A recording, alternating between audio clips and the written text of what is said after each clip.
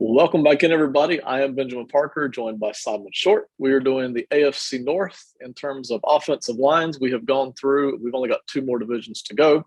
We have graded just about every offensive line in the NFL, and we'll go back through and give you the whole rankings at some point, and we'll go back through and cover the top 5 or 10 at each position because we really enjoy doing it. So thank you for joining us, those of you that do. Let's start off with the Bengals. First of all, Simon, how you doing tonight, man?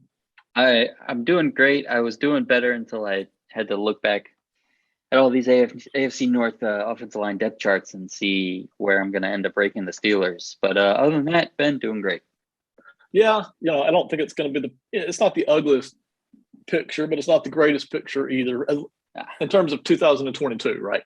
Yeah. We'll just have hope for the future. Let's start off with the Bengals, who had an awful offensive line last year, had all kinds of people who shouldn't have been starting, having to start, and made it to the Super Bowl.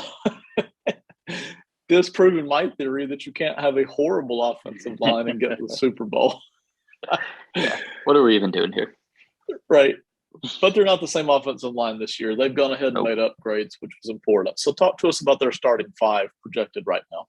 Yeah, so I think left to right, you're only going to see two spots the same from last year. And I think that's going to be obviously Jonah Williams at left tackle. Jackson Carman, I think, is going to hang on to that spot at left guard. But Ted Karras, Alex Kappa, and Lyell Collins, all new players for the Bengals this year, are coming in. I do think there's a bit of a battle at left guard. And I think it's going to be Akeem Adeniji making that push for Carman, but I think Carman's going to end up holding that spot. So that's how I have it left to right. Pretty chalk considering the two spots that those guys did not get released this year or leaving free agency. I think they're coming back. And then I think your three external free agents that are coming in are going to be your starters. So I think it's going to be pretty easy. I agree. Those are my five. And I agree with you that the reason Jackson Carman is starting at left guard or might be starting is that they don't really yet have anybody for sure who's better than him at left guard. And it will be his second year, so maybe he grows into the spot. Every reason to think that might happen. Jonah Williams, certainly not one of the best tackles in football, but he's solid over there at the left tackle spot. And that's why he's going to hang on to that job, is because he's solid over there at left tackle. You bring in the big guy, Lyell Collins, who is way above solid. We're not into our tackle rankings yet, but I imagine he's somewhere in the top 10, top 8 at least, and we'll see how far up the list you and I want to put him. But he's above average there at right tackle, to say the least. And then you plug in Karras and Kappa, who are just, again, good, rock-solid starters at their center and guard spots. So it's a pretty heavy upgrade. We won't talk finances about, whether or not these moves made financial sense, but very good upgrades here from a talent standpoint for this top five, isn't it? Yeah, definitely. And I mean, I think even the parts of the group that you don't love, I think with the moves that they've made, it still works well with each other. So I think this group overall, I think, is going to be obviously much, much better because of the changes. But I think even a guy like Jackson Carman is just going to naturally get a little bit better. And because of the things that Ted Karras does and will do now next to him being the new center, I think will kind of yin and yang, like be the opposite to him that he kind of needs and really help him out. I think Jonah Williams took a big step last year. I forget how far in his career he exactly is, but he's a young guy. I think last year might have even been his second season. Yes, it was. And I think we're going to see another big jump from him this year. So while he, is probably like middle of the pack, if you were to rank just at the end of last season in terms of left tackles, I think we could see a big jump from him this year. And it's scary, man, because, this offense was humming. Joe Burrow has looked mighty comfortable back there, despite being, obviously, when you watch, very in an uncomfortable situation. Joe Mixon in the run game has been solid, even with a poor offensive line. So I think, no matter what the financial ramifications are, if this is what you need for this team, I think it was a good move, and I think this can be a pretty good group this year. I agree. And they had to do it, right? There's just no way you could let Burrow run for his life again the next season. That would be almost a crime in terms of roster building. They no matter what, they had to do this. They could not let that continue. After that, though, to me, this looks like one of the worst depth teams in the NFL. There's not a lot.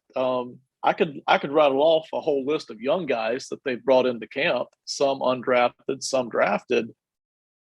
I don't know that there's anybody here that I'm in love with. I think there's a guy here that you like, but what do you see in terms of depth here for the Bengals? It's a lot of names, but if you're a depth player and you know the name, it's usually not for a good reason. It's because you started a handful of games and it went really badly, and they said your name a lot on the broadcast. So guys like Isaiah Prince or even the Akeem Adeniji, not great. Trey Hill was the guy that I liked coming out of Georgia, but obviously fell to the 6th round for a reason. And he wasn't able to get more than 3 starts on that terrible offensive line last year. So obviously it's not going the way I might have thought it was for him coming out of school. The guy you alluded to that I'm a big fan of is Cordell Volson.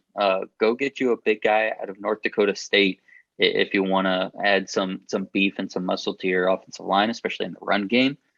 He played tackle at North Dakota State, probably projecting into being a guard. So that's another guy I don't think is going to be pushing Jackson Carman for week 1. I think that is going to be Adeniji. But I think if we're going to have to see an offensive line change at some point this year, or somebody goes down potentially, I think Volson might be ready by that point in the year. And I think he's going to be one of those linemen that doesn't matter where he was drafted. If he gets onto the field and you put pads on him and he's going to play, it's going to be hard to take him off of the field for any reason. And so I think that's a guy, and yeah, he went undrafted. So I think he's going to be one of those guys that once he gets in, that's going to be his spot for a long, long time. So it's just a matter of when that ends up happening for him. Let's talk about grades for the Bengals then. Where do you come out on this? Because we got what looks to be a pretty healthy starting 5. And in spite of the promise that the bench possesses, there's not a lot of certainty there on the bench. So where do you come out grade-wise on this?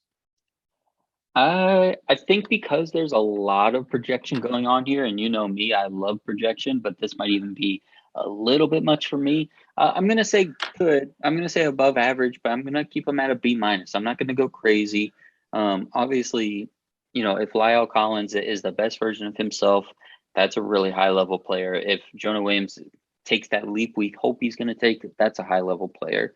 Ted Karras, there's some projection of him moving to center. He was playing guard more recently, so we'll have to see how that goes. Alex Kappa is probably the guy you know most and know what you're going to get most, but he's between 2 guys he's never played with and in front of guys he's never played in front of. So there's a lot new going on that we're going to have to see how it goes. And then you're hoping Jackson Carman develops. So there's a lot of projection.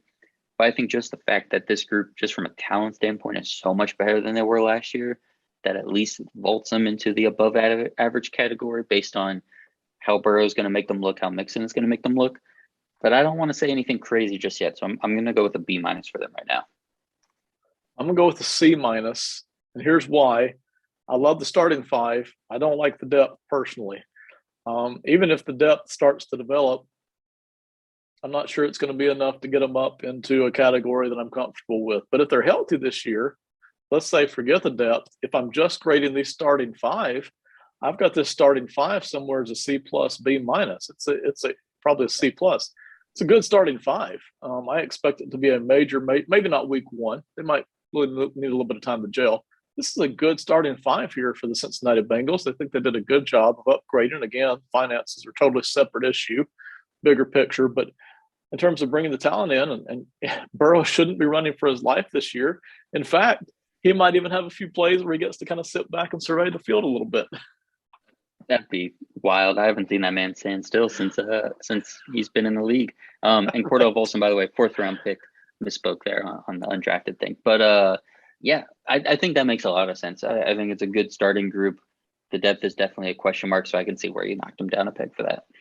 Yeah, and I do like that they drafted Volson in the 4th round, because you went out and got legit starters, but you didn't just say, well, that's the end of it. It's like, okay, let's start the pipeline. Let's get the pipeline laid here. and let's get them coming through the chute over the next few seasons. So if next year they do another draft, maybe second or third rounder for an offensive lineman, and start to continue that, I like this even better. So I like what the Bengals are doing here.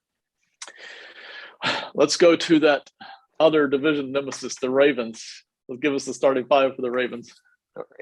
I wrote down 7 names that could be their starters for this year, and at multiple positions. And honestly, if you're a Ravens fan, you'd be happy with any of the combinations, I think. And that's not even including my guy Daniel Fa'alele, who we'll get into later.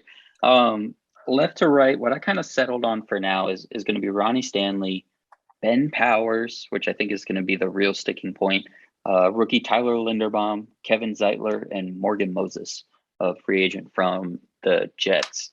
Obviously, Tyree Phillips is a guy that's going to be competing, I think, especially for that left guard spot. Patrick McCarry is a guy that's going to be competing. He has played, I believe, every single position on the offensive line for the Ravens.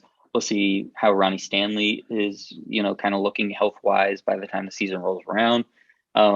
So at that left side, it could honestly be Phillips and McCarry, just as easily as it could be Stanley and Powers.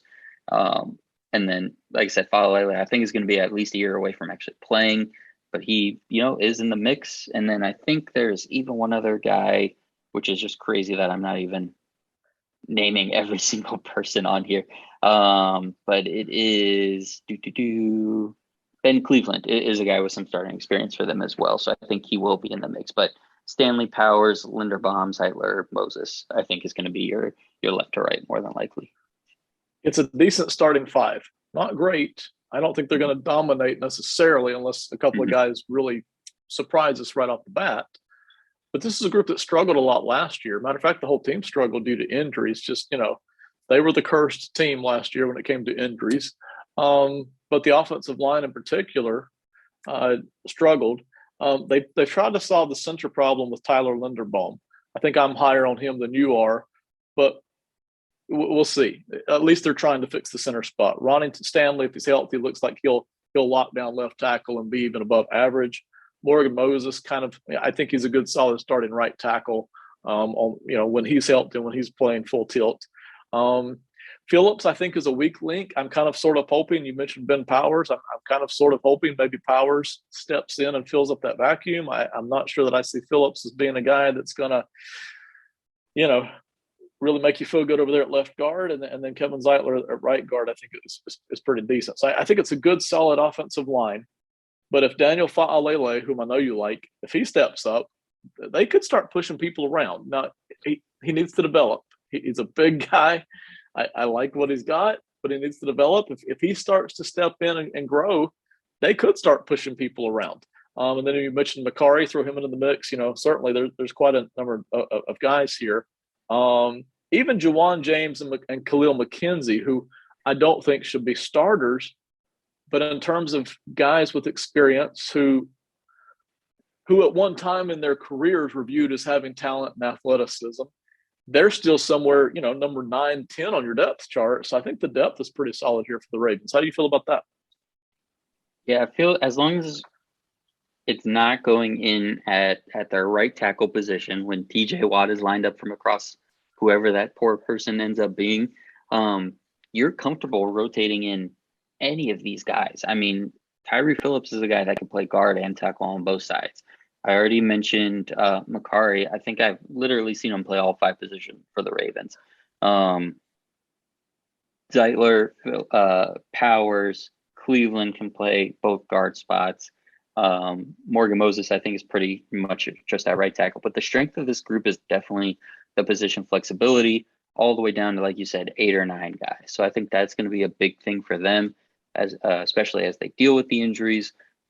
But I do think you're hitting on something that we haven't quite said the loud part loud, right? Which is, I don't know how good any of these guys individually are, which is where you get into trouble a little bit. Right. I think Ronnie Stanley is supposed to be that guy as the number 1 guy, but he's played in 7 games in the last 2 seasons now. So that's a projection. You just don't know at this point. I mean, because your guy Orlando Brown, they traded him to Kansas City when Stanley was the young buck up and comer that they wanted to play after the 2019 season. And now we're talking about a 28-year-old who has played 7 games in 2 years versus the 25-year-old who just came off of an all-pro season. So that could look a lot different. And yeah, if you just look at those guys individually, it's not the individual talent you want. Now, if Stanley's healthy, if Linderbaum is the guy that you think he is, and many think he is, then I think they could look a lot better. We'll just have to wait and see. Those are the keys. Stanley healthy. Linderbaum is the guy that some of us think he is, but a lot of people were split on Linderbaum. You were kind of on the flip side of Linderbaum. Mm-hmm. And then maybe even add in Fa'alele at some point in the season, gets a chance to step in there and start to assert some strength. This could be a mean offensive line, or it could be just kind of a wishy-washy offensive line. The Ravens are going to win a lot of games, I think, but how good can they be? Part of that's going to depend on some guys developing here and Stanley being healthy. So you're right. When you start to break them down individually, you start to ask, well, who are the studs? Who are the guys that you know for sure are top of the line guys? Well, the Cowboys have guys like that. The Eagles have guys like that. The Buccaneers have guys like that. Are we sure that the Ravens have those guys? It hasn't been proven yet because of Stanley's health and then because of the 2 other young guys who look like they might be, but they haven't even stepped on the football field yet to show it. So you're right. And I really like Fa'alele. I think he's going to be a little bit more of a project. I think ideally he makes the team as your 4th tackle. You don't dress him on game days. You don't even want to see that guy on the field just yet. Because trust me, if he has to go up against a Myles Garrett or a TJ Watt or a Hendrickson with the Bengals, it's going to be rough. It's not going to go well for him. But you put that guy, if you fast forward to year 2 for that guy, that's, I think, going to be a stud. I think that's one of the locks from this year's draft. It's just going to take a year, I think, especially with what he's going to learn and do in Baltimore. He's going to be very well coached, very well supported. So I think as long as he doesn't have to play this year, complete stud. He's going to have a high grade when we do this next year. But for this year, I'm not even really factoring him into these grades because I think it's going to be a redshirt year for him essentially.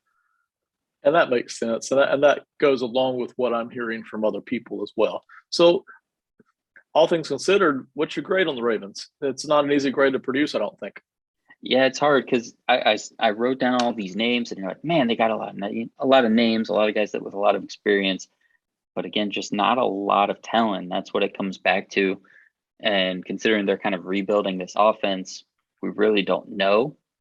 I still think for the sheer fact that they have so many options, you have to consider them above average, but not much above average. And I think they're, because of that, and I think they're a step below even where I have the Bengals right now. I put the Ravens at a C+. Now, if Stanley comes back and is an all-pro again, Linderbaum looks like the real deal from day one, a la Creed Humphrey last year, then we're talking about a much, much higher grade. But I think just being unsure about those 2 factors, C+, 1 step above average for this group. And they really get that 1 step up because of the depth and flexibility. If I were just grading the talent based on what I think will happen this year, not next year, but this year, I would be right at a C, all things considered. But I actually trust the Ravens franchise. They tend to get more out of their players than the individual talent. So I think your C+ is just about dead on here. And, probably not all the good things are going to happen to them this year. But if Stanley's not healthy, then maybe Linderbaum steps up and maybe Fa'alele steps up. Or if Fa'alele isn't stepping up, then maybe Stanley is healthy. I think something can go right for them this year. Surely they can't be snake bit 2 years in a row. I think that C to C+ is just about right for the Ravens. I agree. All right. That brings us to your favorite team, the one that you know the most, but maybe not the most enjoyable segment for you to talk about them in. Let's talk about the Pittsburgh Steelers. Go ahead and give us the starting 5 here. All right. If you're calling me a hater, a Steelers homer so far on this podcast, so far on this video, just stick around because this is my lowest grade in the AFC North. So don't worry, I can dish it out and take it. Left to right, I have Dan Moore Jr., Kevin Dotson, Mason Cole, James Daniels, Chukwuma Okorafor.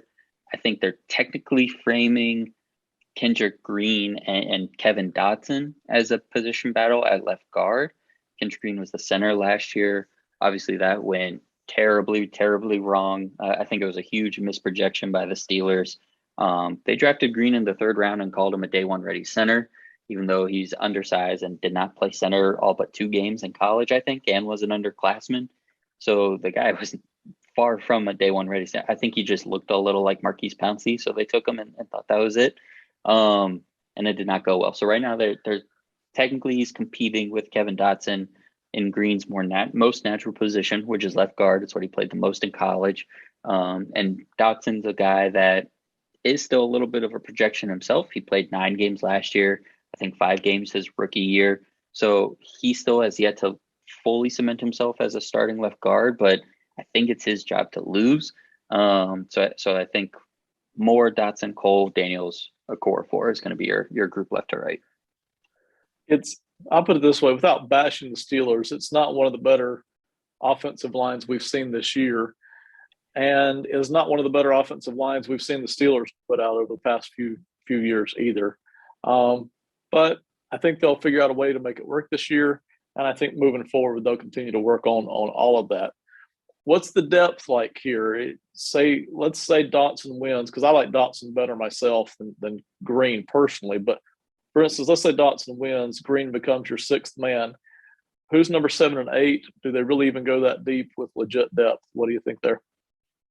Yeah, so in some ways, not the way the Ravens do, where our 6 through 8 can play 3 to 4 positions, but you have some pieces that you like in certain circumstances. So yeah, I think Green's best path at this point is be a swing interior lineman. We'll see what he kind of looks like. I think his problems that he had last year at center are going to translate to guard, but he doesn't have to snap the ball. So I think it'll be a little bit better, but it still won't be very good. J.C. Hausenhauer is a guy at center that I think is going to make this roster again. He was an undrafted guy who has stuck around with the team the last couple of years. He's put on some decent film, but if you have to move him out to guard at all, you're SOL. It's not what you want. So he's kind of a center only, which isn't great as a backup. Joe Hague is really this team's best depth offensive lineman, a guy that you probably know. I think has spent some time in Kansas City, spent some time in Tampa Bay. That's a guy that can play. If you need him to, he can play some left tackle. You obviously don't want it, but pretty much a right tackle and a guard flexible player, tackle eligible type of guy, good run blocker, good athlete, strong guy. He can get you out of a game as long as you don't need him at left tackle or center. So that's a guy I like. Okay. Some of the tackle depth, I mean, Trent Scott, Chaz Green are 2 kind of journeyman names. Trent Scott made his way to this team because Pat Meyer, the offensive line coach, has been his offensive line coach his whole career. He's been with him with the Chargers and the Panthers so far, so he kind of just follows him around. We'll see if he can make the roster. And then John LeGlue is kind of every Steelers fan's darling. He's a guy that came in, I think week 9 was his first game last year. He made the team as an undrafted rookie who played tackle in college. Immediately in training camp started playing guard as well. Eventually was playing some center in camp and practice, even did some long snapping. So a guy that just came in, wanted to make the roster anyway, made the practice squad, got called up, played some games, shows a lot of heart, shows a lot of hustle. Again, can get you out of a game at guard, but you don't want to see him playing very much. So the depth is okay based on, this guy in certain circumstances, this guy and that's, everyone has their role, but it's not the position flexibility that a Baltimore has, which is what you want from depth. Short answer, it's not great, Bob, but there's some names on here that can get you out of a game if you need. I think if Hague starts a couple games for you, you're okay, but that's about it. If this was another franchise starting this group of players, I would feel even worse about them than I do. But I trust the Steelers franchise. I like the way they develop people. I like the way they scheme. I like the way they work through a lot of this stuff. So I trust the Steelers franchise to take this and kind of make do for this year. It's certainly not the worst offensive line we've seen. The Bears have that. The Seahawks were way worse last year. So this isn't a disaster of an offensive line. It's just there's no standout talent at the moment. But what's your final grade on them? So if I had the Ravens a step above average for a C plus, I have the Steelers a step below it at C minus. This was a pretty bad group last year, but they at least addressed their needs. They brought in a guard with a little bit more mobility than Trey Turner, who they had last year. So a guy that can now kind of pull and do things that Steelers offensive linemen are more used to doing. They had a lot of issues with Kendrick Green losing leverage battles at center, getting overrun, having a bad anchor. They bring in, I don't know how much better he is as a player, but Mason Cole at center, so at least a bigger body and a guy that has held up a little bit more in terms of literally standing up in an NFL offensive line. So they address their needs and have at least covered up the major holes from this group last year. But you're right. I think James Daniels has the potential to be a standout talent. He just hasn't done it yet. He's still a young guy. So I think just a step below average for this group, which again, if you're a Steelers fan, we're jumping for joy because we're saying that's way better than last year. This was a bad group. If we're almost average, who knows what could happen. But in terms of just grading offensive line, it's just a step below average. So I have a C minus. And I'm at a D plus. I'm almost right there with you. I think they'll compete this year. I think there will be times their weaknesses will show up. But I think the Steelers will make do. And I think next off season, I think the Steelers have wide receivers all over the place. They have running back. They have at least a hope at quarterback. We'll see about that.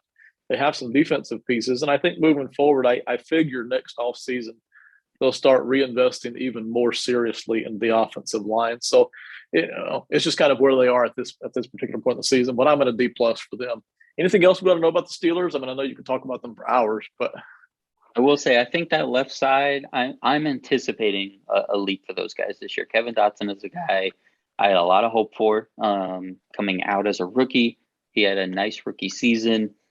He was put in a tough position playing between two rookies last year and switching sides of the ball. He's primarily a right guard in college. He played mostly right guard his rookie year, got switched to a new position, played between two rookies, then had a badly sprained ankle in the middle of the season. Dan Moore Jr. is a guy that got a lot better as the year went on. He was a guy that was supposed to be, I mentioned earlier with Faalele, Moore was supposed to be the project fourth tackle on this team last year. Ended up becoming the week one left tackle. Very different situation. I think both guys have a lot of talent. I think their second year together, they could be a really strong duo. So that could help this team a lot for sure. We can talk about it all night. That's the Steelers. Let's move on to the final team in the division, and that is the Browns. I think we're both going to come out with a pretty good grade here, but I want to find out how good the Browns are because they're out without question marks. So what's it look like their starting five will be? So their starting five is going to be almost chalk, but I think it's going to be pretty clear cut. So it's Jedrick Willis Jr., Joel Bitonio, Nick Harris at center, making what are going to be his first consistent NFL starts, Wyatt Teller, and Jack Conklin. Nick Harris obviously is stepping up for J.C. Treader, who the team released this offseason, longtime starting center. The other four positions are going to be chalk from last year, though. And I think this is a good starting five. Maybe not as good as last year and probably certainly not as good as what they had maybe 2 or 3 years ago. But the Browns have kind of run into what all NFL teams run to at some point. You can get some talent, but at a certain point, you've got to start paying these guys, and you can't pay everybody. You just can't. If you pay the offensive lineman, that means a wide receiver goes. If you pay the wide receiver, that means you lost a linebacker or defensive back. Even if you've done a good job drafting, and the Browns have, by and large, you just can't keep everybody. So you have to learn how to cycle through. And this is the Browns doing that. And I think they're doing a pretty solid job of starting to cycle through without losing their relevant spot here. Let me ask you this. I think Bitonio is the best offensive lineman for the Browns here. After that, though, who's the next best, you think? Wow, the next best. You took the easy one for me. I mean, it's funny because you want to say Jedrick Willis Jr., right? But I don't think he's quite there yet. But I'm with you. They're investing that he's part of that next cycle. I think I'm gonna go with Jack Conklin. I think he's the next best. He has a good anchor, but most importantly, his feet never stop. So even if he doesn't set his anchor right away or get a great punch, great hand usage, he just keeps moving those feet, which is beautiful to see as an offensive lineman. He does have good hands and a good punch. And what I really like is he can throw that initial punch and then readjust his hands as well. And because he's still moving his feet, when he goes to readjust his hands, he doesn't lose his anchor. And then what this whole offensive line can do really can pin down the offensive line or the defensive line, let those outside runs happen with Nick Chubb. Or he can get out on the run himself to the outside, which is huge. It's one of my pet peeves actually watching this film when the team is pushing the defensive line in the direction the running back is running. But this team does such a great job of wherever they're pushing, Chubb is looking to bounce it to the opposite way, and that's why he's one of the best backs in the league. What makes some of the biggest plays in the league. And Conklin is part of that because he can really just take that defensive line and push it over out of the way if he just has to go east-west. So I think he's going to be my next guy, but I really think all of these guys are pretty good. So if you said anybody else, I couldn't really argue against it. Yeah, I'm not sure Conklin is the second most talented guy, but I do think he's the second best guy right now. I don't think there's any doubt about it. I think he gets the most out of what he's got. I think you can make the argument that Teller and Wills are both maybe more talented, but they haven't yet gotten that consistent. And Conklin is just consistent on every single play. So talk to us about the depth. If somebody gets injured, how many injuries can they take before you're starting to get into a little bit of trouble here for the Browns? Well, they can't take too much. I mean, similar to the Steelers, there's some guys that you like here. Chris Hubbard is a pretty good tackle with some guard flexibility. Ethan Posich is a guy. Pocic, I always get him mixed up with the soft C and the hard C for him. But he's a guy that came over from Seattle, some guard and center flexibility. But other than that, it's not great. I think James Hudson, the third, is pretty decent. But just some guys, again, that can get you out of a game, but you don't really want to rely on too much. But considering how strong the rest of the guys on this offensive line are, how good the running game is overall, how good the running backs are, even as individual players, you can make do if one of these guys gets hurt for a couple of games. But the minute two go down, and then especially if three go down, this team's going to be hurting after that, I think.